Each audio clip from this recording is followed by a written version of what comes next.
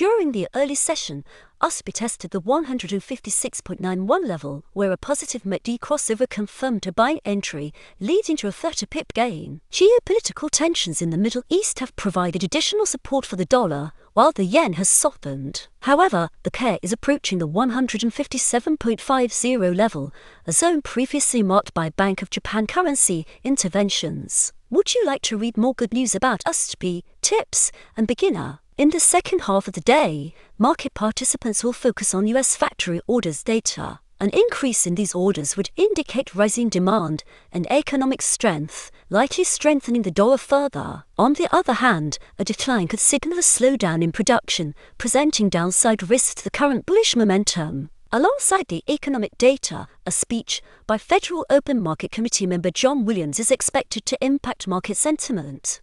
Investors will analyze his remarks for signals regarding interest rate paths and inflation control measures. His assessment of the current economic outlook often serves as a precursor to future policy shifts. Experience adaptive trading with the Fluid Expert Advisor. Click for info. The first bullish scenario involves a buy entry at 157.35 with a target of 158.29, provided the MACD is above the zero line and rising. A secondary buying opportunity may develop if the 156.99 level is tested twice while the MACD is in the oversold area, suggesting a potential upward reversal toward 157.35. Alternatively, a sell signal would be triggered by a break below the 156.99 support level, targeting a decline to 155.95. This move requires the MACD to be trending below the zero mark. Traders may also consider shorting the pair if it fails to clear 157.35 after two tests while the MACD